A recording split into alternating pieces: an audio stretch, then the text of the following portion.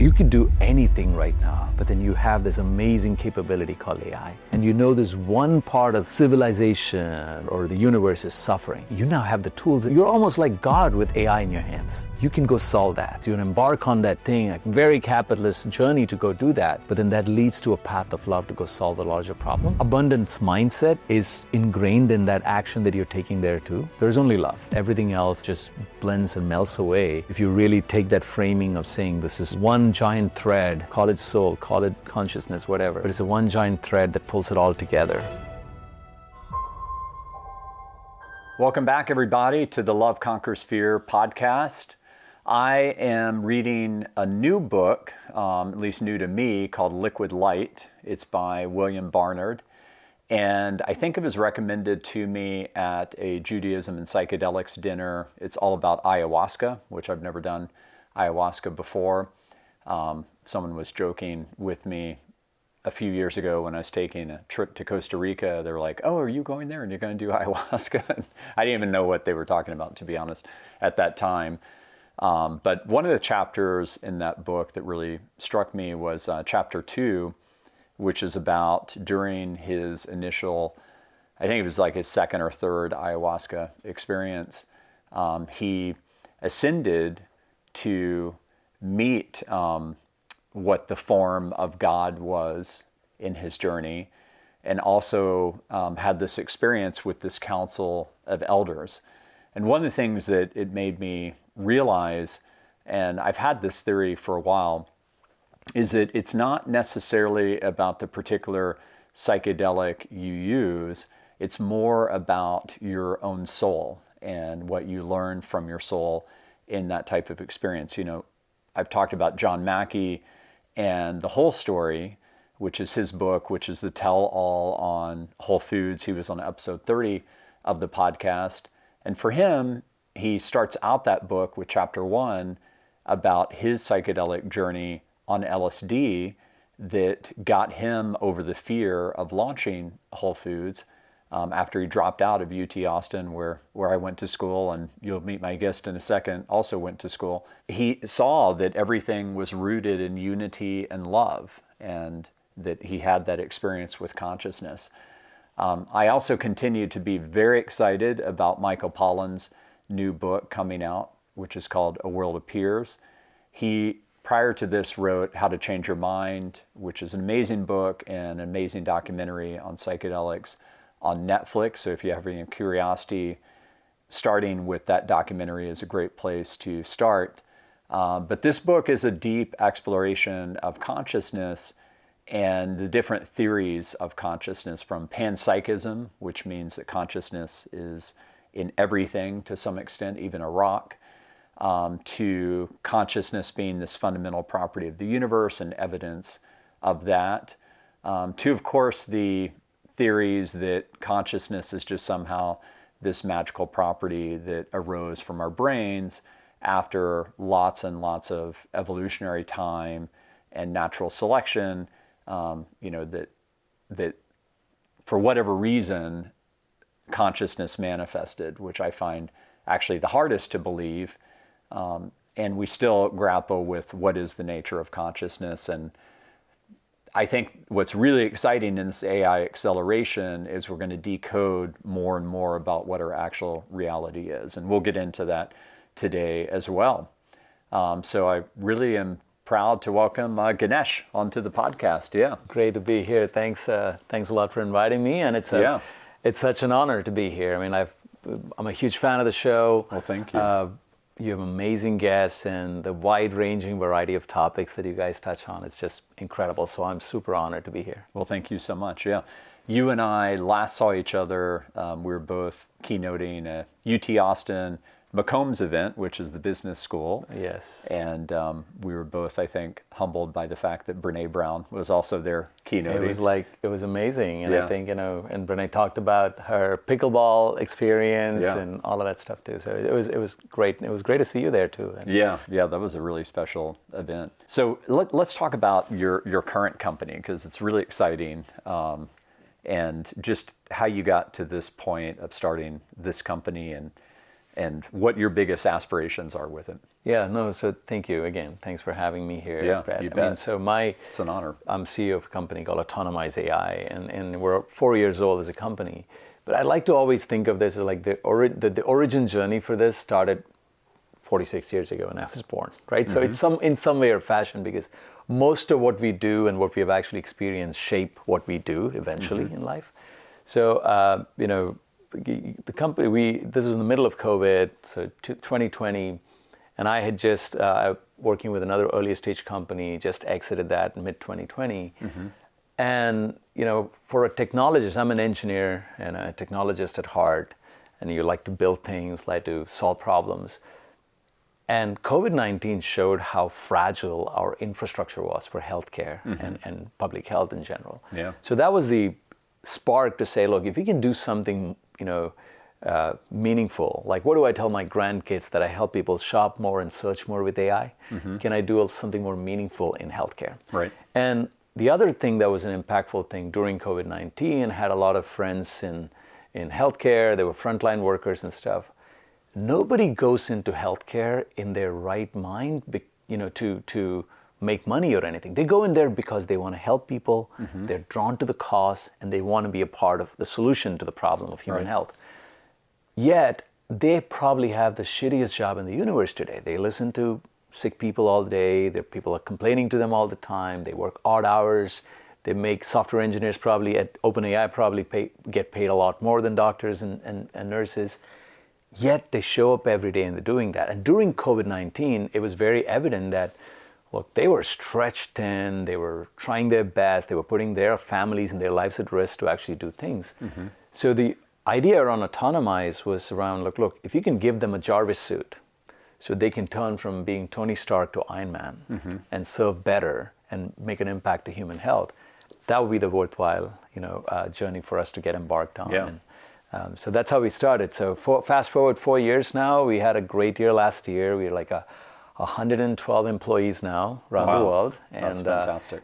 By the time this episode comes out, we'll probably be 125, 130. Yeah. We have teams here in Austin, all over the US, some of the commercial teams, Canada, and in India as well. We have a big team in India. Yeah. And we work with several of the really large healthcare enterprises, helping them move a little bit closer to the world where healthcare doesn't have to be so operationally taxing. Healthcare, how do you remove the shackles and remove the burden for the healthcare knowledge workers to do their best work? Right. So, really what's exciting. been your proudest moment so far with some customer impact where the light bulb went on? I mean, I remember these moments really clearly with Bizarre Voice and Data.World and Core Metrics, where there was a major light bulb where it's like, oh wow, we're really going to help a lot of people with this. There's a few different moments. Like I remember when we started off 4 years ago, we started in life sciences, so clinical trials was this thing. And one of the impactful thing that happened was, someone I knew, a good friend of mine, she passed away to stage 4 breast cancer. And she was, and she struggled with it a while. But when she was actually initially diagnosed, Merck was running a clinical trial that could have saved her life, because it was immunotherapy. It was the first time Keytruda was coming out, and she was eligible for that trial based on her protein and gene expressions, but that fact was buried in a page number 695 of a 5,000 page medical report, right? So just being, that was one of the original spark moments where our first customer was a company in Austin called Eligo Health Research. We helped them run one of the first oncology trials to recruit patients for a clinical trial, go through tens of thousands of people to identify the 200 to 300 folks based on their medical records and history who will be best eligible to get that experimental care given to them because they need it at that time, but also help launch that particular drug or that particular procedure they were trying to do. Yeah. So that was one moment where we actually, when we unlocked them, we compressed that 9.5 month cycle that they had with 200 people reviewing charts to 2 months or less, to get to first patient in for their trial. That was really special. We work a lot with health plans and large health providers. And one of the things that we have this vision of an agentic health enterprise. And the idea that it's a hybrid organization, you have humans and knowledge workers and stuff doing their stuff, but then all of the mundane, administratively taxing part is done by AI agents, and they have a way and a platform to transfer context and so forth. So in healthcare in general, a lot of the workflows you see are very siloed. So a health plan receiving a prior authorization request for a PET scan has information about that patient having a confirmed cancer diagnosis, and they're requesting a PET scan. Well, we work with this customer, and we were able to help them turn this around and say, rather than just treating that as a request and a transaction, well, imagine that experience, and they were able to deliver this. An AI agent looks at that particular chart, understands this patient, changes the risk profile of their population, so updates and sends a message to the risk team. It looks at that, hey, this patient is just confirmed cancer diagnosis. You can predict the pathway for the next 6 to 7 months. Why don't I go and look at all the provider network, who has the best treatment for this patient, map out that whole thing, and that afternoon send a message to the oncology care navigator, who calls the member and say, instead of saying, hey, your request is approved or not, saying, I know you're going through a tough time. Right. But we're here to help you. Here's the next 6 or 7 months of journey. Here's the providers you need to do. I've already taken care of your appointments. Here's how much you'll have to pay at the end of it. Here's how we're going to work with you on this particular. And that entire experience changed for that one target population that we ran this study for. So I think that's awesome. Yeah. That's the opportunity. That's when we know that, okay, there is so much impact we can make. And I have other stories too, but I know we have other topics to talk through. Yeah. And stuff too, right? So yeah, how did you kind of going back to your childhood? Why do you think this is your calling? And I'll say in this lifetime, because I very much believe in reincarnation. Me too, actually. So that's a good question. Look, I never thought I'll be in healthcare, to be honest, right? I mean, it's just like I was a technologist. I love building things. I grew up in a very, conservative family. We had, we didn't have a lot of means. We were okay. We were not but we grew up poor, but it was a very communal environment. Grew up. It's like I grew up in this place called Palakkad in Kerala, in India, southern India. And the place is stuck, and it was like this old Vedanta scholar settlements that would actually serve with the temple and stuff like that. It was a very communal, line houses. Everybody knows about what's happening around this whole thing. So there was an environment that I grew up in, which I honestly didn't appreciate when I was there. But when you look back after a while, I was like, oh man, that shaped the way I think about things, course, right? Yeah. And thinking about healthcare today and healthcare then, I remember when you go to a primary care physician, they knew your family, they knew your entire history, they knew what diseases your grandfather had and how you're impacted. It was so personal to go in, and you go walk up when you're sick and stuff like that. And then there's everybody else playing roles as caregivers. The neighbor who actually has studied some, Eastern medicine will come in and say, yeah, you have a tummy ache, here's the thing that you do. All of that was part of a very, very fluid system that took care of you, right? And then, almost 20 years ago, I came to the United States, and we have one of the most advanced technologies in the industry. We have the supremacy on every one of those things, but healthcare, you think about all the things we could do, and we probably have the most obese people in the world. We don't have the right structures in place to go take care of that. It was very, with a country like India, now India is becoming pretty affluent and stuff too. The middle class has grown up quite a bit. The largest country in the world now. It is definitely 1.46 billion people, I think. That's right, about 1.5 billion people. So, and without any of that resources that they have today and the progress they've had today, if they can figure that out 30 years ago, 40 years ago, for us, it's about trying to apply the right incentives, the right technology, the right, getting the right builders with the right mindset to come and change it. We can change the system in U.S. healthcare. So it was one of those, so I think all of that had shaping to it, but I think a lot of things that you learn in terms of, look, do something that is worthwhile than just doing, it's the, and I know we were talking about, you had another previous guest, Manoj. Manoj Saxena. Manoj Saxena. Manoj used to say, I used to work for Manoj in one of his last companies. And he used to say, like, do good, have fun, make money, but in that order, right?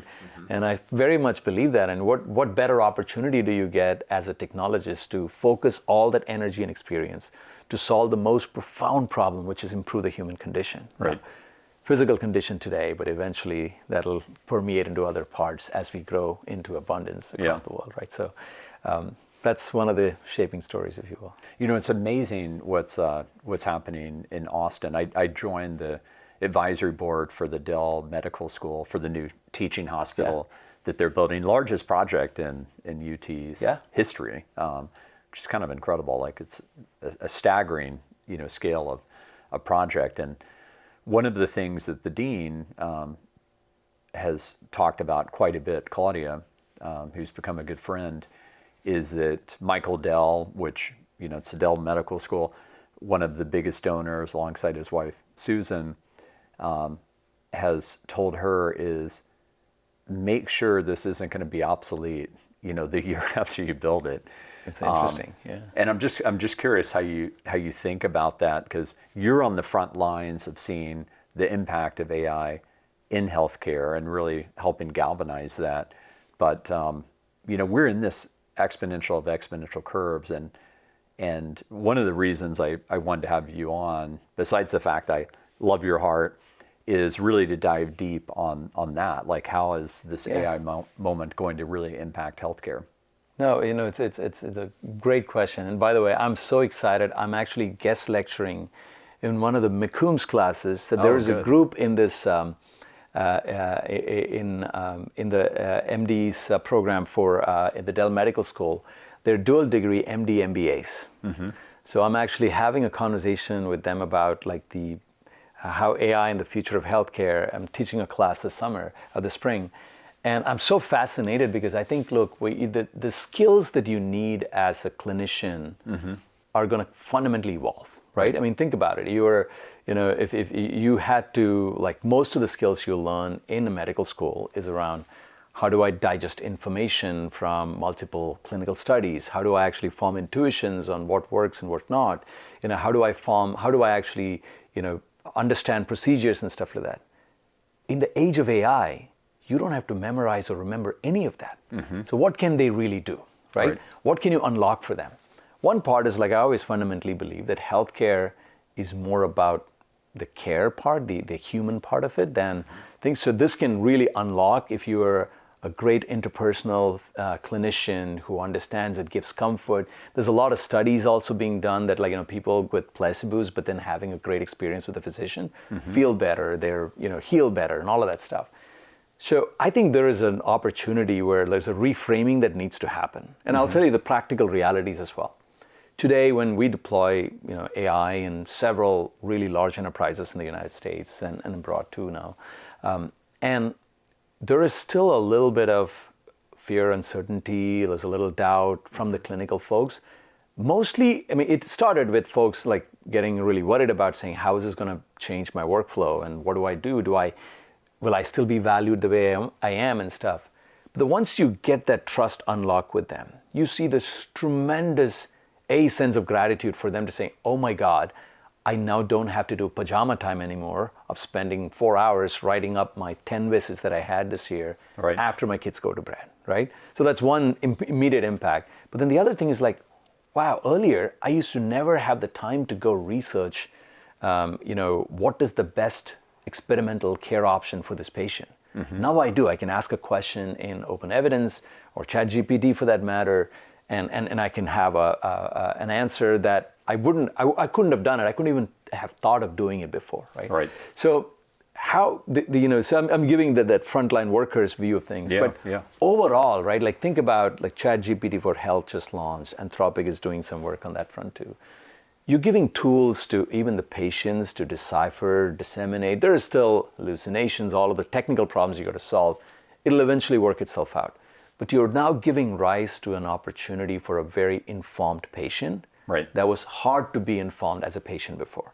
Well, what that does is actually put the pressure on the system. Now you can actually you walk into a doctor's office, I'm going to have my 20 questions ready for you, Mr. Doctor. So you have to now step up and be able to help me, remove my concerns and fears on this and have a conversation than just looking at the EMR. And these are way better questions than when they were just searching on Google. Exactly. So the quality, because they're conversing with all of humanity's content in all languages, in English or whatever their language is that they choose to converse in. Exactly. So I think this is going to add a lot of pressure to the system. And if you just look at healthcare for the matter, U.S. we have 330 million people. Mm-hmm. We have less than 1 million MDs in the country. And we cannot produce them fast enough, right? It takes 10 years to produce an MD. We have less than 4.5 million, nurses, caregivers, nurse practitioners, medical assistants, and so forth, for 330 million people. Mm-hmm. There is no way we can scale the way we are doing work in healthcare, right? So it's almost like this breakout moment in healthcare, it's an inflection point. You have to unlock what is great about these people and extend what they can do through AI or non-living entities to go increase the reach of what they can do and so forth, right? So I think there is going to be a fundamental shift in healthcare, and so we were so fortunate. You can never, as an entrepreneur, you can make a decision early on the market you choose, and you hope to get lucky, and I got lucky from that perspective. Even just thinking about once AI gets fully embodied with robotics, having that very intimate level of communication as well with the patient, and taking care of our elderly and all of the things that's going to be able to do, because we also need those workers too. Absolutely. I think we need, people are getting older, and you need the companionship, you need the physical touch, and there are some with embodied AI and robotics, there are still some haptic human feel things that are being solved for, but it'll happen. It'll eventually, catch up. And I think there's a huge opportunity just to, extend what, everybody, back to your theme on abundance, right? Mm-hmm. This can truly create abundance for care and health, and it just unlocks so much potential for everybody to get. I can get one of my colleagues, she used to say, and she's been in healthcare forever, and she's like, look, one of my mission was actually, I want to go out there, and when I get to Medicare age, I don't want to be complaining about the system. I want to have the impact today. Right. So when I get to Medicare age, I can actually get and enjoy the benefits of that, right? Yep. I mean, even that personal view of these things. But I think it's going to be incredible, how we, even today, I'm sure I use Function Health, for example, Mark Hyman's company, and it just, the amount of information. The CTO lives just really, really close nearby. Well, I'm a huge fan. I think huge. That's incredible. I mean, incredible impact. Right, and then just having more informed patients, and we talk about consumerization, we talk about the direct-to-consumer move in healthcare.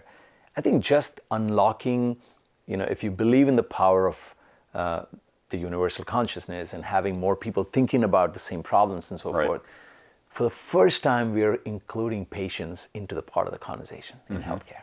Never happened before. Yeah. That itself will unlock so much value, in my opinion. Yeah, for sure. I should give a shout out, because this is a really special week for Austin. Apptronic just announced $520 million of add-on funding to their Series A, which is over $900 million. That's amazing. $1 billion Series A. I think that is a record in Austin. But huge shout out to Jeff Cardenas. I just booked him for the podcast. Actually, he's gonna be I just sent him a message after I heard the news. I saw the news yesterday. He's a friend, and I just could not be more happy for him and his team. We were both on, and how that work will eventually intersect with your company as well. Yeah, I think exactly right. I think this is the time in the world that we live in, right? In the time of the universe, you have so many people, and the democratization of these tools. People who are closest to the problem now have the tools to go build the solutions for the problem. Yeah. And then all of these different things, there's embodied AI and robotics happening on one end. There is deep, we're working on a lot of problems around clinical judgment, memory, how do you act, situational awareness, and things that are hard to actually, humans have it, but we haven't figured out how to model it in software. There is things around diagnostics, and even how do you really truly get to the vision of personalized medicine today is just DNA matching, right? But it's more than that. Most of the things, it's more, even your DNA changes based on your social and socioeconomic environments and so forth. Right. How do you bring all of that in together? So there's all of these different fields will just collide together, and it's going to be truly a big moment in healthcare. Yeah. Do you think that do you think we're going to be able to extend our lives in your and my lifetime to like 150, or where do you kind of net out in that? Because it is this exponential of exponential curves. I've got a lot of friends asking me about longevity and what I think is going to happen, and I think it's going to kind of astonish us what we're going to unlock there in the next 10 years. I think so too. Look, I mean, there's a few things. One is longevity as a goal. Well, it's like the moonshot, right? When you try to go power and trying to get to that, it unlocks a lot of things. Like, I mean, I even think like the whole function health and being diagnostic, being able to look at 200 biomarkers twice a year across and knowing exactly what's going on in your body. To me, that's progress, right? With some of the work that several of the folks like Brian Johnson's doing, right? It's incredible. I was talking to my wife, Anita, she was like, look, Brian Johnson will be mad because I'm going to bed late, right? Just that aspect of that impact he's making and raising the awareness for folks as you try to go solve longevity. Now that said, technically, all the elements of how do you actually drive and live a longer life, and it's going to be a hard barrier to get across that 100 and 120 and stuff too, but it will eventually get there, right? Now, more than that, I'm more interested in the offshoots of that'll actually that'll dive, like today, the growth of mocktails and non-alcoholic drinks in the universe, it's just unbelievably amazing. I had an amazing mocktail last night at this restaurant called Bartlett's. Nice. Which used to be called Houston's. It was actually the very first restaurant that Deborah and I went to. We've been married 29 years. Oh wow! Congratulations! And that was the first date restaurant.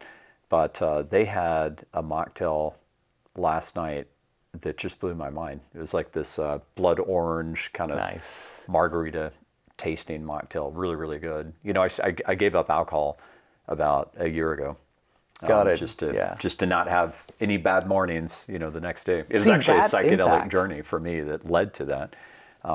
It wasn't something I was looking for going into the journey, but there was this moment in it where I was looking down at my body, and my soul said, "You've transcended the need for this socially. You're just poisoning yourself. Time to move on." That was it. I gave up alcohol about 4 years ago, almost 4 years ago. I still would have a glass of wine. Now I rarely even do that too. Yeah.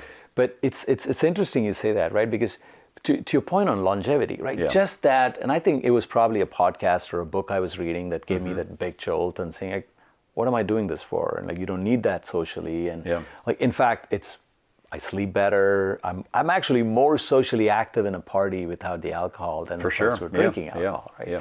And I understand like the it had some social utility for me. When the thing is, it has a social utility sometimes with little use, but then it can very quickly degrade from there. So. That's so true. And then all the things that it does to your body after that, right? It's not even worth it. That's the worst, But to your point on longevity, right? Like, so to me, like what this does, that focus on longevity changes the quality of life today. For sure. Right? Yeah. And, I like talking about mocktails, another offshoot was like, I finally found, because I used to love a good gin, but it was hard to find good botanicals that taste like gin, but doesn't have alcohol in it.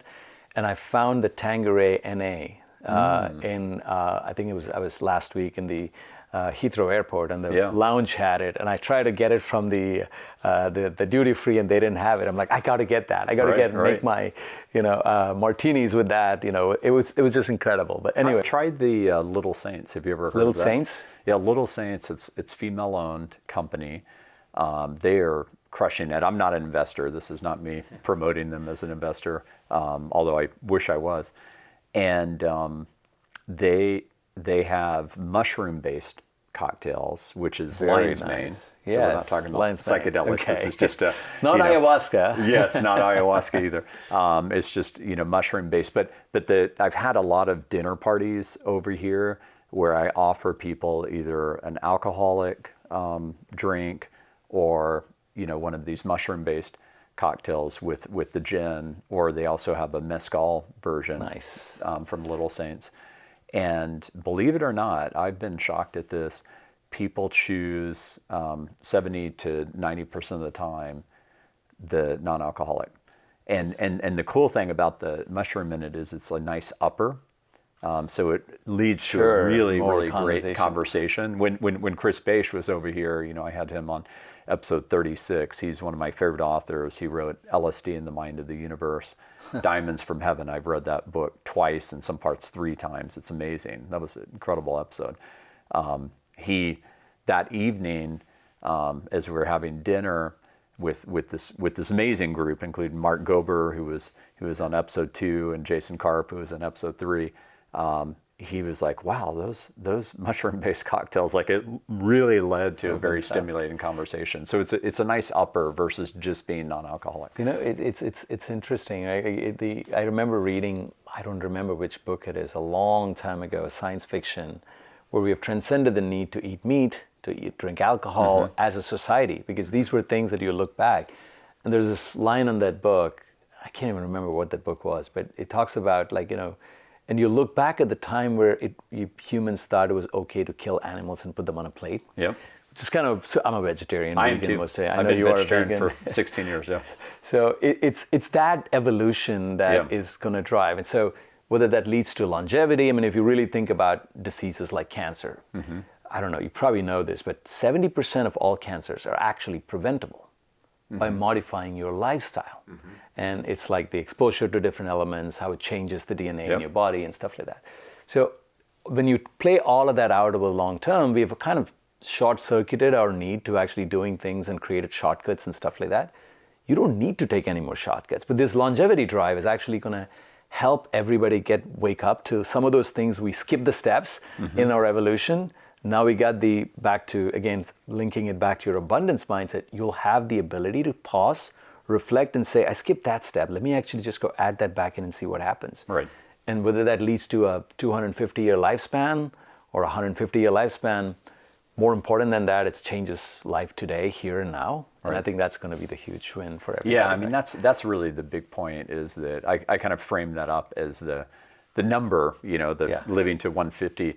But the reality is living well to that time. Amazing. I call that return on life investment. Return on life investment. And that's amazing. You want to feel like great while you're alive, because I've got some friends over the years who have said, like, my grandmother, she drank and smoked and she was 100 years old, et cetera. And I'm like, okay, that's a very, very big genetic rarity.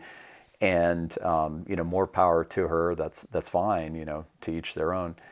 But I'm like, you'll feel really great if you have a good diet, you exercise, you get good sleep, well, you give up alcohol, et cetera. Don't let it have that hold on you. And, you'll feel more alive and have, be able to do amazing things, go on, beautiful trips, hikes, wherever that is, regardless of, the amount of money you have. Like just Austin alone, there's so many beautiful places that you can just hike in this city. Absolutely. No, it's just like, it changes it's incredible. Like the quality of life can just so much improve by like just better choices. It's not a new concept, and this was probably what our parents tried to tell us when we were young, and but I think it's becoming more and more accessible for most folks. It used to be a very, I remember like when I was being a vegetarian, traveling around in airports. Like you vegetarian, you get salads, right? And I'm like, I hate salads, and I need some carbs, and I don't get any of that stuff. There was a time that was there, but now you go to any place, you get great access to vegan food. It's still probably a first world thing, but US thing, but it's getting better. And I was in Bangalore 2 weeks ago. We have a team there. The restaurant scenes, the whole, Bangalore Indian is vegetarian is like amazing. Amazing. And you get so many, and there's like, you don't see, there's actually another interesting thing. And I know we'll touch upon spirituality and some of this thing. There's this whole a big rave in India, connecting back to the Eastern roots. Yeah. And there's the latest, it has gone from electronic music and stuff to what they call bhajan raves, which is basically you're just like listening to like spiritual music, and and then just go and they turn up the tempo and stuff, and people don't drink. It's a zero alcohol parties. And there are huge party centers that do that today, which is a huge shift. And these are young 20, 22-year-olds, Yeah. right? I mean, so I think the world is definitely moving towards that, a very different world than, when we were growing up. Yeah, that's great. Yeah, just a more intentional place, really focused on the inner journey, which is all the spiritual traditions. That's where the kingdom of God is found. Is inside. So Ganesh, what is your highest aspiration with Autonomize AI? The word, Autonomize AI, like the whole idea of making things autonomous in nature. So we truly want to autonomize healthcare, right? Yeah. Make it self-driving. And what does that mean? Well, today getting care is, partially luck, partially what kind of insurance plans you have, partially where do you live, and all of that kind of stuff. What will it look in a world where, I want to get care when I want to get care at the place that is most convenient to me, and I don't have to worry about, paying an arm and a leg for it, right? So the only way you can get to that future as a patient is by changing the structure of the system. The last 20 years, as an investor, if you look at it, health tech has done very well, health IT has done well, health services has done well. But if you ask the average patient, has healthcare gotten better or worse? Most people would argue it has not gotten better for sure, right?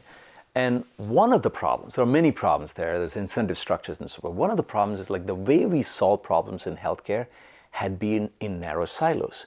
You solve the symptom of a problem. You create I'm going to create a patient engagement app that'll change the way my doctors communicate or my doctor's office communicate with the patient.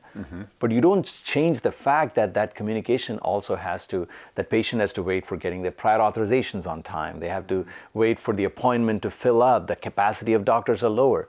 So you solve a symptom and not the underlying structural problem. So one of our goals and vision is like, how do you change the underbelly of how operations are run? So what we're building at Autonomize is like, think of us the operating system for running a future agentic health enterprise, as we call it, and that's the vision. That's the agentic health enterprise works in a certain way, right? One is you have, like lesser number of human beings doing administrative work, and all of the admin work is done by AI agents that talk to each other, have shared context, can change, can transfer context from humans to, there are still decisions that needs to be, human judgment needs to be applied for, but they don't have to work on pulling information from 15 systems. So there is a slew of work that we're doing on making sure that you have agentic workflows that are driving efficiency across the enterprise. Well, what you have to do is like, you have these people's health needs change. And today you see it in the form of, CMS updates the policy on how you should treat Medicare Advantage patients or Medicare patients.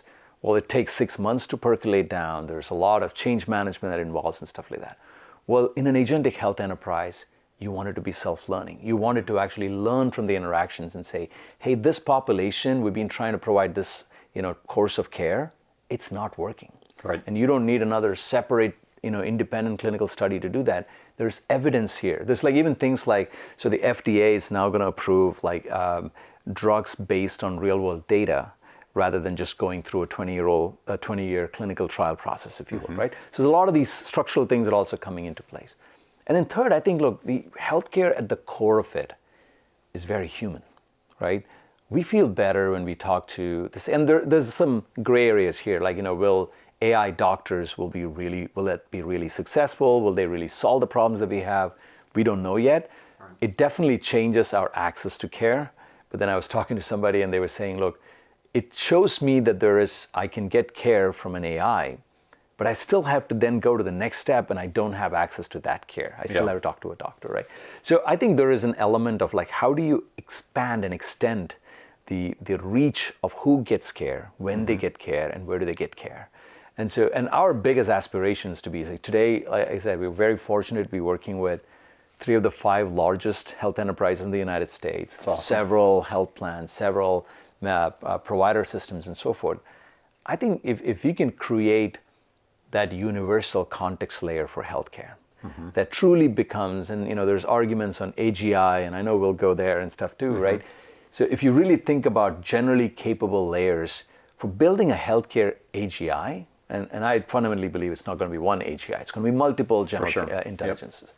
To really truly become, to build a healthcare AGI, you need a core understanding of a context data set that allows us to understand how people make decisions. When do people make decisions? Why does Sally approve these kind of requests every time she gets? Because she's done it for 30 years and there's some locked up knowledge in her head. If we can transfer that into a universal context layer, then you create that healthcare abundance, that open up the opportunity in the aperture for people to solve problems for themselves, focus on, hey, I'm an individual, I need the tools to focus on what works best for me to get a shot at living till 150, right? Versus, I have allergies, I have this thing, how will I change my dietary preferences to go align to better IBS medications and things like that. So there is that opportunity, and where we want to be is that universal context layer for healthcare that can unlock this agentic organizations to operate, to have their healthcare workers operate at the top of their license, deliver care better, lower the cost of care, increase the access to care to everybody in the universe. So, and ultimately spend more time with the patients. Exactly. Right? I mean, if they're doing all that kind of drudgery, like drudging through all of that information versus just being with the patient and being enabled, that's going to create much better outcomes. It's going to get, it's going to be incredible. And I think, like more and more people, like there's already virtual care had its moment, had a huge impact, and just being able to talk to a person. So a lot in healthcare and how people get healed, it's the humans. That's why our tagline, Autonomize, is like AI that does the work so the humans can heal better. Yeah. And so it just, I think we're in that, we're not too far. I think we're going to get there sooner than we all think. Yeah, I mean, one thing I think about, I mean, I don't know if this will be directly applicable, but I think it will be. But there was this moment in the last election where political campaigns were using AI to do robo-dialing and spiel the candidates' proposals on why they should support. And they thought it was going to be very, very successful, like reach all these voters, in with this incredible scripted message. And the script would start out with the disclosure that it was an AI, and 99% of the time people would just hang up. And I think that, I mean, I'm an older guy, right? So it'll be interesting to see how the next generation does this, our children, do this. But I would much rather use a doctor that's very enabled on the back end with AI, much, much, much rather use a doctor, and have a doctor that way, versus just completely interact with an AI, a non-human, No, I agree. I think, look, and there's that aspect, but then there's also the other aspect. You have parts of the countries that don't have doctors. Right. So for there, at least having an AI as a doctor. So there's this various, layers of this, if you will. But in general, I mean, imagine, when you know that everybody's walking around, all the doctors are walking around with an exoskeleton, that AI that expands their consciousness of what they can see and read to get access to information, help them treat better. At the core end of it, I mean, like to your point on the elections example, people want to deal with people. I mean, just in general, and pets, but mainly they want to interact with people.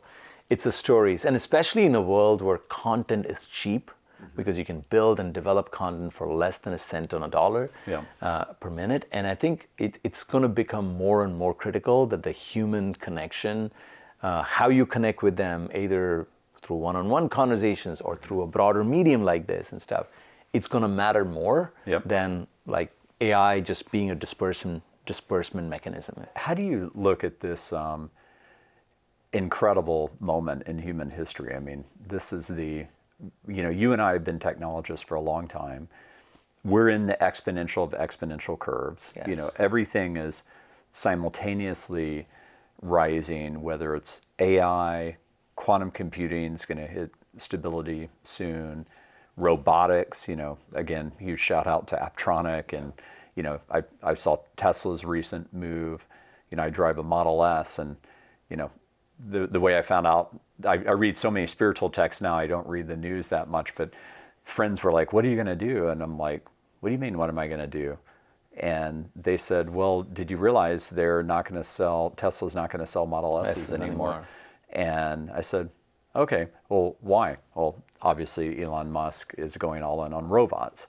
And then we have brain-computer interfaces, which, you know, that's one where, to me, it feels kind of the most, it could be the most informative about understanding what our reality actually is, because you could see literally what's going on inside of someone's brain. You know, I gave you a copy of The Lattice today, my science fiction novella, and the protagonist, Dr. Alexander Bliss, he has this audacious idea to hook up, you know, everybody from spiritual masters to psychonauts to deep meditators to really figure out what is the unifying thread of what they're actually seeing. And brain-computer interfaces have gotten to a point of resolution by that time where you can literally see like what someone's even dreaming. And I think that's going to happen in your and my lifetime pretty quickly as well. So how do you kind of look at this AI moment overall? Are you more positive, negative? Like there's just such a mix of like utopia and dystopian narratives going on. Well, I mean, I'm definitely more optimistic than pessimistic on the move, right? And I think one, it's like, you know, even so, I like to think of the ChatGPT moment as like we'd made so much progress at the time when ChatGPT launched, even 6 to 8 months before that. At an atomic level, looking at a picture, identifying what's in the picture, looking at a text and understanding prose and, you know, what the sentence means, looking at frames within a video and identifying objects at very high precision. AI or algorithms were already far superior than humans, right? But collapsing that whole thing into a general capability set, what we did was actually what the industry did was, what OpenAI did was collapse the expectation level of people who were like, AI is here, and then they saw ChatGPT and it just collapsed that. And it was like a big moment, right? Yep. Absolutely. I think we'll see a lot more. And people are getting a lot of people I know stopped tracking the model evolution. They're like, oh, this changes every day and stuff like that. So I think what we'll notice, and this is going to be, and still, you know, from technology and core algorithmic, you know, innovation and stuff too, we haven't come too far from that language models as being the first, like, you know, the recursive language models as being as a technology layer. Now there's Jan LeCun working on world models and a few other kind of Dr. techniques. Fifi Lee. Dr. Fifi Lee is working on world models. So I think there is that next quantum change that'll happen that'll unlock a huge, you know, performance element and so forth. So, and this will keep, I mean, it's no different than, I think the rate of change is a little faster than we're used to, but it's not that faster that people give it credence to. I think the big thing was the expectations that people had versus now what they're seeing has just collapsed so much. But people in research, they know, yeah, it's changing every day, but it's been changing every day. Now the applications of these change are becoming more pronounced, like the Opus 4.6 release from Anthropic, or you know, the ChatGPT 5.3. All of that stuff, you can see it in more people's hands. Right. So, and way more capable too. Way more capable, right? I think, you know, and the capability is also relative, right? It's like, I think the big difference in my perspective is that the applicability, the applied AI field has actually just evolved and exploded, right? That wasn't the case. Earlier, like you had to build a model, you had to train it with data, you had to hand annotate the data. Now you're getting a better and faster starting points to build almost anything you want, right? And that unlocks innovation. You get better tools, bicycles for the mind, and everybody's now unlocking more and more innovation out of it. So to your question, how do I see the moment we live in? I think we have unlocked the technology, you know, pathway to actually leading to all of these things. on the optimistic side, I think there is still more work to be done on like how do I make this real? Like, if you look at even the numbers like in enterprises, 98% of all, or 95% of all AI projects don't lead to an ROI. 80% of all projects fail because it works great in ChatGPT on a little thing, on a little demo. But when you try to put something in an enterprise, it's harder to actually solve a problem.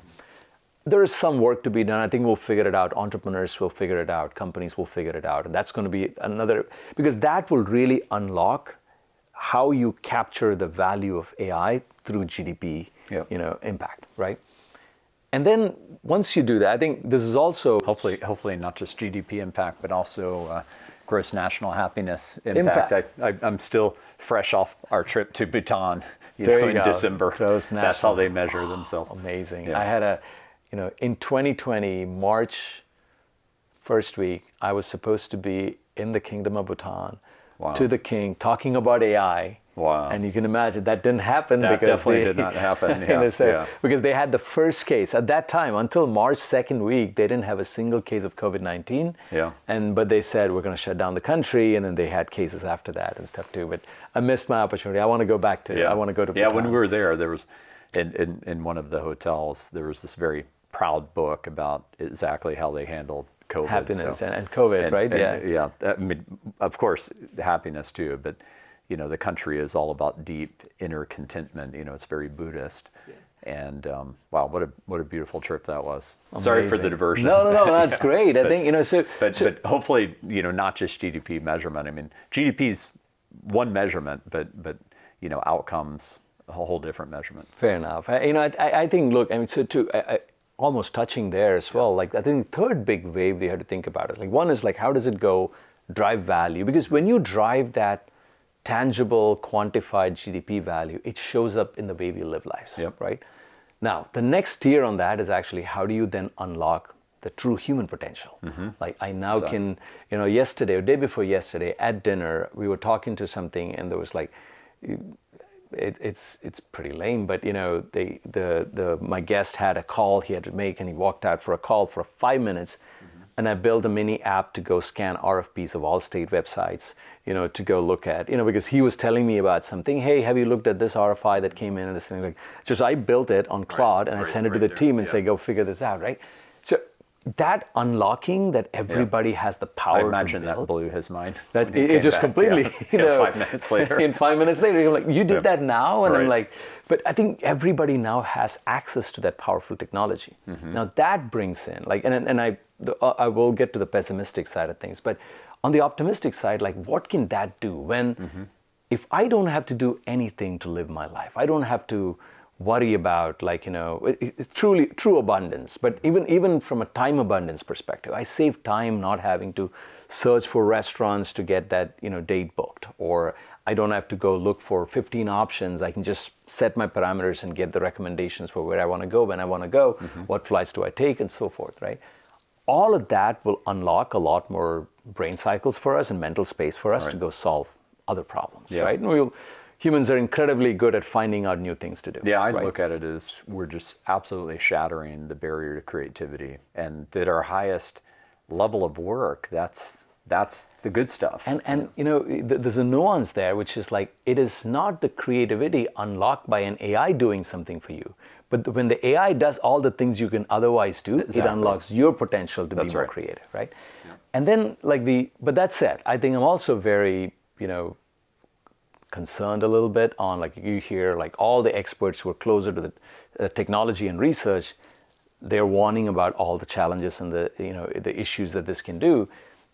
I worry less about an AGI and an AI taking over at this stage, right? I mean, I've changed my perspective a little bit over the last 2 years, to be honest. Like I thought it was completely out, it's not going to happen and stuff. I've changed that a little bit. You mean what was completely out? That we would create AGI, or what? Yeah, we would create an AGI that'll go rogue and take over humanity. The paperclip maximization problem and all of that stuff, right? Possible. We've seen that at Claudebot, 2 weeks ago with that with Moltbook. With Moltbook, and I think there is potential there. But what I really worry about is more this technology in the hands of the wrong people, right? What can they weaponize this? And it's already happening. We're seeing that the amount of scams that have gone up for like people who sound like grandma getting call from her grandson, who sounds like the grandson because the grandson had a podcast and they picked the voice from there. All of that will happen. I think, my hope there is like, look, we'll start I think we have to bring everybody together as a society to, how do you deal with it? Get them into the conversation. And the podcast I was telling you about, like the whole idea of like in 2020, starting Stories in AI. And if we did about... this was your podcast. This was my podcast. I started a podcast mid-2020 or early 2021. Did about 130, 140 episodes. And, it was more about trying to bring people from different parts to talk about AI. Right. And how they view it and how this is just bringing more people into the conversation. It's more important now than anywhere else, anytime else, right? So if you're in AI or not, you're going to be impacted by AI. So you better be part of the conversation, right? Be it politics, be it, you not in working technology and stuff like that. So I think there is that element of you got to raise the awareness and what this means. How do you work with good AI versus bad AI?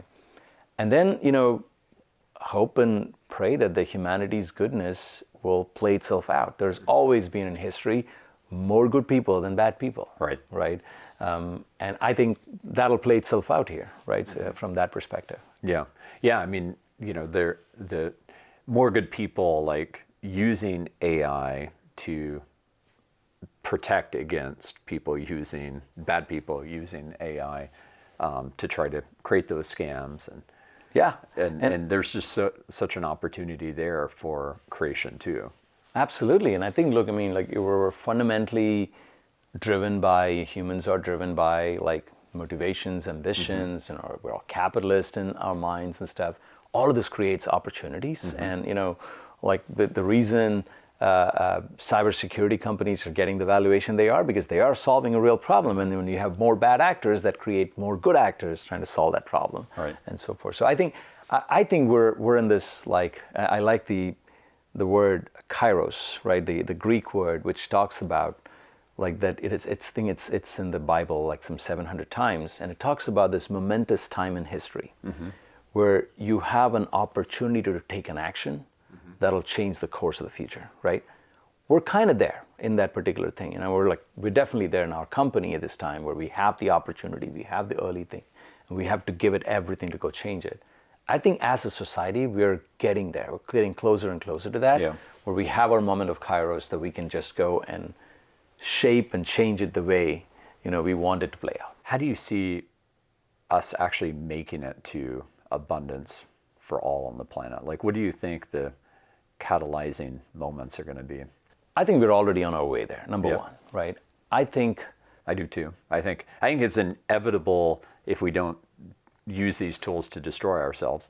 And I'm 95% certain that we won't. It's a big, there is an asterisk, but it's this outlining this kind of 5% chance. Yeah. But we're going to have abundance that we can't even fathom today.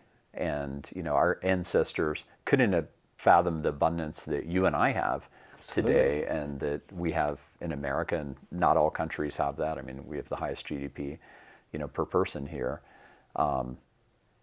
So I think it's inevitable with the acceleration. Like you can now start to see it on the horizon. And I also, it may not be the way we all think it is, right? So it'll be very localized. Like I'll give you a simple example. I was in, like even a couple of years ago, I was in India, and the fact that I'm hungry at 11:35 p.m.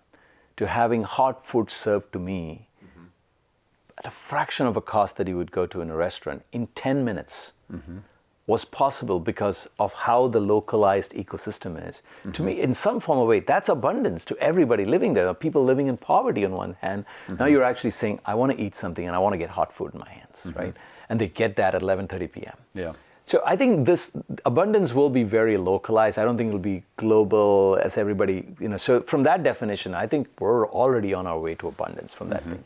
Now, I'm also not a believer in you need a catalyzing, a big, debacle to happen or a global pandemic to actually, there are a lot of good things that came out of COVID, but there's also a lot of polarizing things that came out of COVID. So I think it's if there's one thing that you cannot really 100% predict the future and how it's going to play out. But I do know that like the pathways of what we are seeing, what has happened so far, we're well on our way to abundance. There will be some bumps in the road. There'll definitely be some bumps in the road. Someone's going to fat finger something with AI. Someone's going to, have a malicious intent to actually go, acquire capital, acquire, power in some places and so forth. And you're going to have those things, but you look at the, lengthen your horizon of history, and we live in a lot more peaceful times today than we did 100 years ago. Less people dying of natural causes today than it did even 50 years ago. So I think we're well on our way to get there. And I think, it's going to be very interesting how this next 3 to 5 years play out, but then we'll get into a new normal. Like we talked about, we're in, before cloud computing, for us to build software, it was like you had to buy infrastructure, hardware, build software, build this whole thing. And now you just go swipe a credit card. And like even 10 years ago, you would just go with cloud computing. It changed that. Well, with AI becoming the operating layer, then it'll be like as simple as picking up a phone and asking a question, or instructing an algorithm or a model or an AI, an agent to do something for you. So I think it just elevates everybody to a new level. Yeah. And there's be a new normal, but we're definitely well on our way to abundance. Yeah. Yeah, one of the stats that I literally just read this morning, I make this recommendation quite a bit to people, that if you want to rewire your brain, start taking in positive news instead of just the news that's pushed to you, because the algorithms are always going to push, dystopia to you, whether it's social media, into the amygdala. And that's because of the scarcity we've dealt with for such a long period of time. We've been around for 300,000 years. And as I like to say, we have 0.1% of our evolutionary time we've had electricity, But the stat I read this morning, it's from the Progress Network, which shout out to Zachary Karabell. He's a good friend. He was one of our investors in Data.World, and I've known him for a long time from TED and other communities. And this is a big project he's been on for a long time, to really share all the positive news. It's a nonprofit that he founded probably, I think, 5 years ago. But the stat that jumped out to me actually was about India. And the stat was that in 2019, only 17% of Indian households had access to tap water. In 2019. Now it's over 80%. In that short a period of time. Yes, drinking water. Now think about, applying robotics and everything else to amplify and accelerate all of the infrastructure that needs to be built in countries to really create human thriving. I think that it's going to be incredible. And it changes the way we thought about world power structures changes, right? Anybody with access to, that's the big rush now with data centers and power and things like that, power infrastructure, because you can power AI to go do this too. I think there'll be a global market that'll also play out in making sure, even countries like Uganda, without having their own power plants, can still get access to power, because there'll be some arbitrage in there. But I do think that this will create this whole big different global norm, right? The hope and the goal is how do you not make this, even from a country's perspective, a zero-sum game? I got to be the I got to be the superpower, and I don't want to actually give access. The U.S.-China relationship right now, and all of that stuff too. The U.S. and China have to figure out a way to collaborate on this. It's the two biggest superpowers.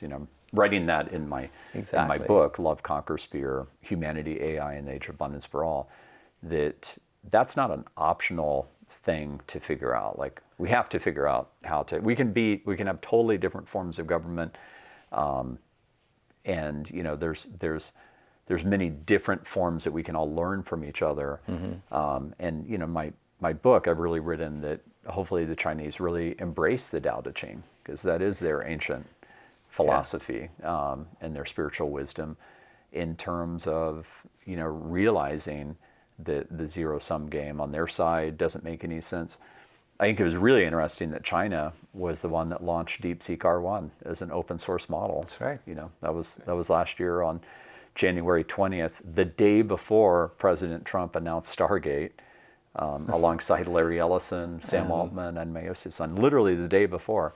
And that was I didn't make that connection. Yeah. The week after, that's when NASDAQ lost $1 trillion of market cap, because there was this realization of like, wait a second, is there this big of a proprietary advantage in these models, or is it just obvious that open source is going to win? I think at this point, for me, it's pretty obvious that open source is going to win. Absolutely. And I think like what we talked about, right, the more progress is made when you have more people working on a broader, more capable platform to drive innovation. And then in general, that's going to be, I mean, historically, we have seen open source wins long term.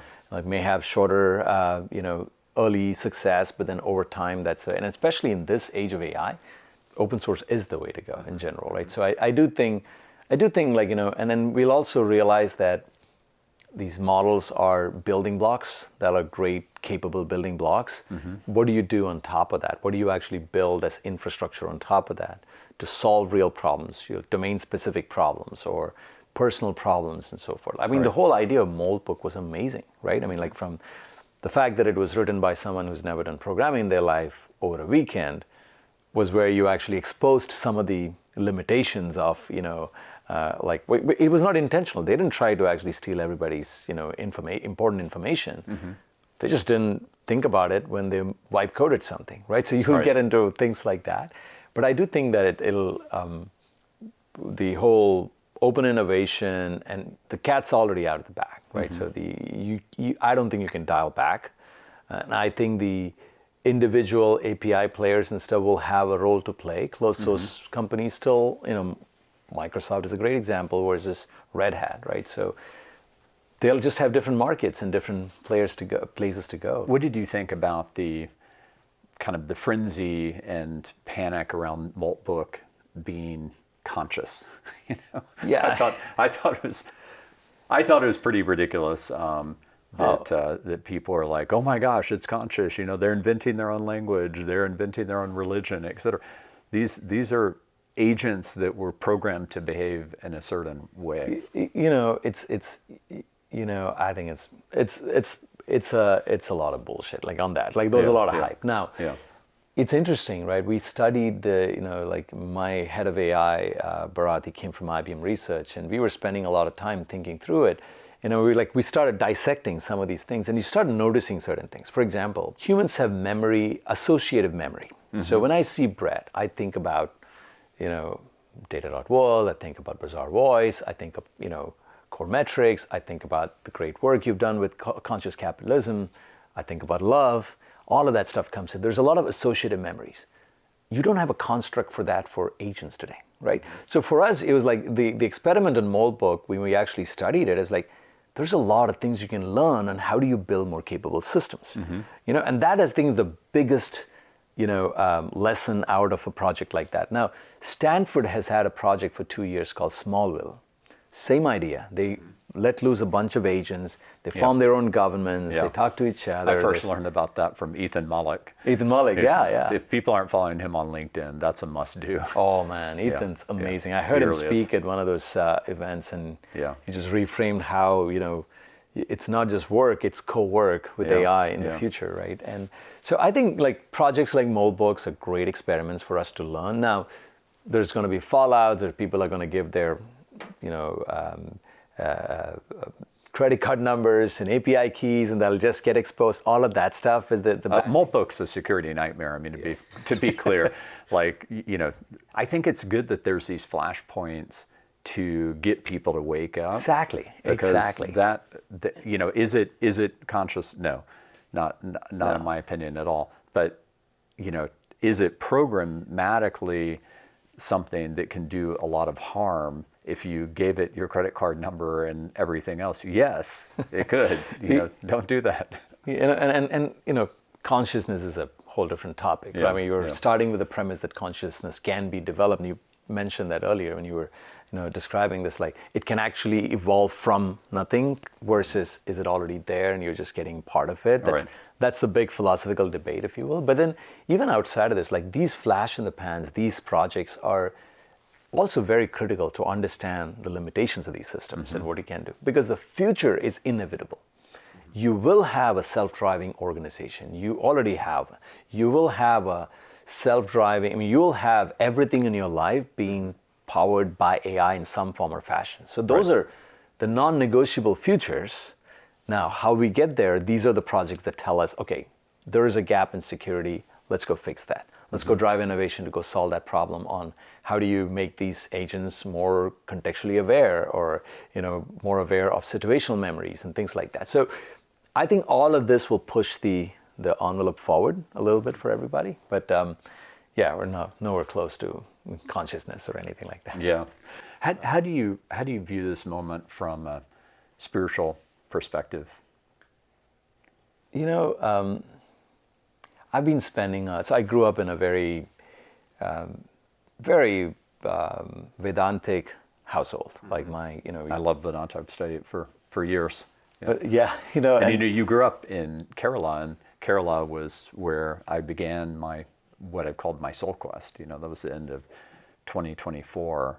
Wow. I watched the documentary Inner Worlds, Outer Worlds out there, read Proof of Heaven by Ibn Alexander. I'm actually recording him next week. What did you do in Kerala? Did you go to Kaladi or somewhere? Or where did you actually... I went to Cochin. I'm Jewish, so I went to the oldest synagogue there. I went with our oldest daughter to an Ayurvedic spa type of resort, place, which was really an amazing way to close out the year. Vedanta I studied outside of Pune with Swamiji Parthasarathi at the Vedanta Academy. He's very rooted in humility, never wanted his name on the building. And the building itself, it's kind of like an ashram, right? So we're not talking about a fancy place. It's really, but Vedanta has really helped me a lot as a leader over the years. Yeah, and so you totally get it. Like, so I grew up in this very, and then very Vedantic thing where it was universal acceptance. It was a lot built on our love, and it was built around, the notion that you're part of a universal consciousness. And, I think we could never prove it. We could never put that into practice in terms of how will someone understand what is universal consciousness, right? It's a very hard concept. And Vedantic education was all about, like, it was being told over generations, mostly passed on by orally. Then you have books like the Vedas, as well as the Bhagavad Gita, and some of them that kind of elucidated it for the regular folks. Yeah. But now, like, one interesting observation this prominent time is, like, you can model that out and what this will look like. Think about Moltbook, 100 agents having a shared context layer, right? How do they behave in a world like that? So I think we have some tools which I would, at some point, like, I would love to actually experiment that to say, how does this play out in a mental model that we have? Now, the reality is you mentioned brain-computer interfaces and stuff too, right? So I think we have a lot of data, but we really don't understand how the human brain works. How does the human consciousness work? I think there's a lot of arguments around it. There's so many different theories. Nobody really knows how to decode consciousness. That's why it's called the hard problem of consciousness. And it's also called the hard problem because if you're a materialist who has to grapple with the miracle of the Big Bang, you have to somehow assume that consciousness didn't exist until we got to the capability of our brains being advanced enough. And the dangerous notion about that throughout time has not just been to cheapen, the human experience and kind of deny the existence of the soul. And I understand, how we're rooted in science and how we're trained to believe that. But it's also led to, as Byron Reese talked about on episode 11, doctors were doing surgery on babies, assuming that they didn't have the same type of consciousness as us, decades ago with no anesthesia. Wow. Doing surgery on animals, Now we're finding out that animals are conscious, that trees have this ability to communicate via the mycelium network. We're finding out more and more of, I'll at least say, organic life is conscious. And now, is a tree as conscious we are? I don't think so. But if you believe that there's varying degrees of consciousness, and it is different for different people versus a universal consciousness that spreads across, it changes your perspective. Totally. But it's an interesting thing where I grappled with it personally as an engineer, as a builder, where's the science behind it? Where's the proof behind it and stuff? And then I think probably 10 years ago is when I re-looked at my spiritual journey and said, okay, let's break this down. And then when you go deeper, and the reason I was mentioning my earlier Vedantic upbringing was about, there was a lot of things in there that you just have to start with this belief, right? And one such belief was like, the whole world is a universal consciousness, and everything you see around it is Maya, or it's the magic, it's the thing that happens, it's how your brain shapes, how your consciousness, it's a reflection of you rather than what's out there, right? Well, how do you start from some place like that? And that was the hardest problem, right? To the hard problem of consciousness is actually the hard problem of matter, because if you assume that consciousness came first, then matter was the instantiation of consciousness. That's right. Right, so it's a very... derivative from consciousness. Exactly. Right. So I think we're and honestly, at some level, you're like, none of that really matters, right? But most of the arguments around, the deeper arguments around that single conundrum of saying, look, if you assume consciousness exists, all of these problems, all of the debates that we have, it actually goes away if you really go that path, right? But it's hard to prove, because it doesn't align with science and the science that we are actually used to. So we reframe the problem as saying, what's the hard problem of consciousness? Because you're now trying to materialize it, right? It's an interesting area, but I think all of that's said and done. Like if you take some lessons from Eastern philosophy, if you take lessons from Buddhism, if you take another thing, and it's the end of the day, if all you're trying to do is live a good life, live a life worth living kind of stuff, these are all inspirations you can take to kind of shape the way you look at life. I mean, at least that's how I made peace with it.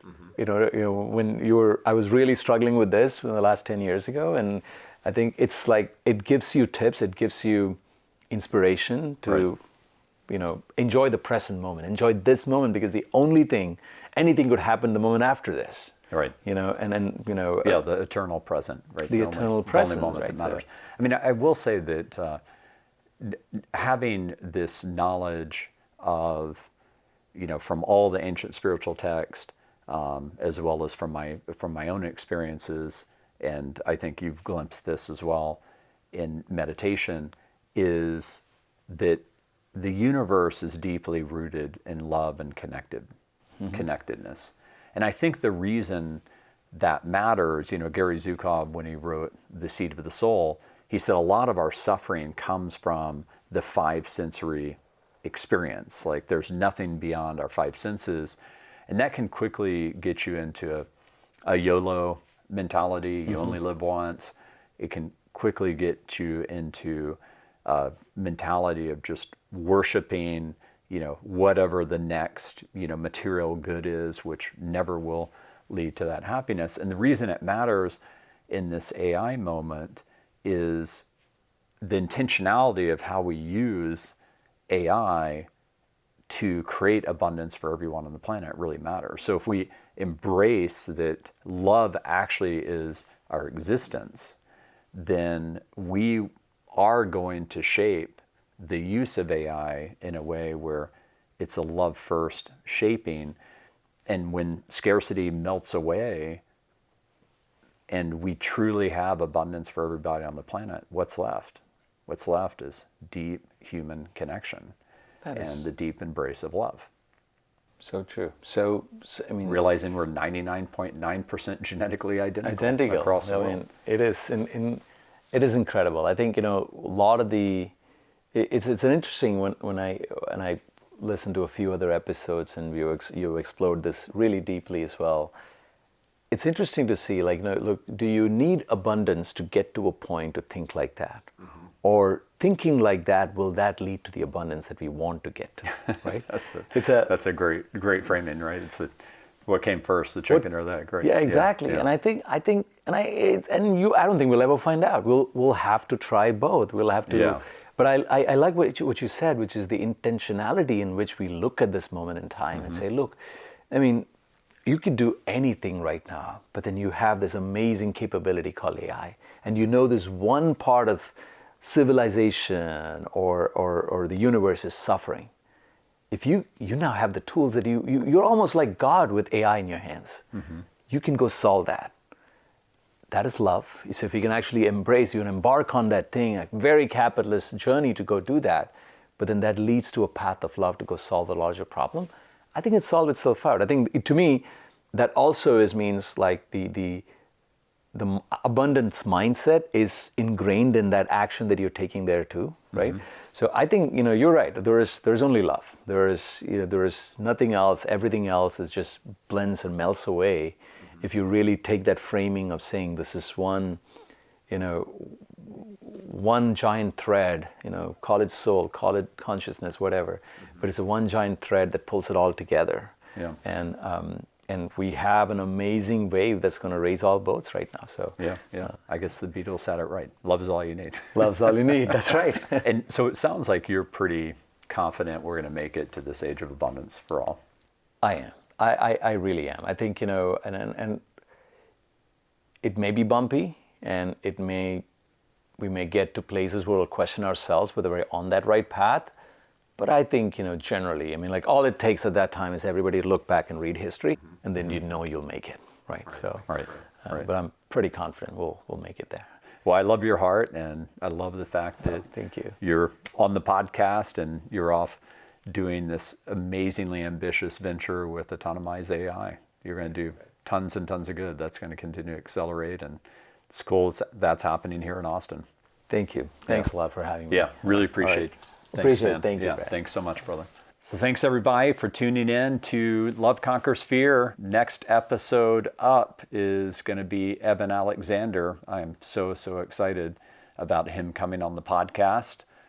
Can't wait to host him here at our home.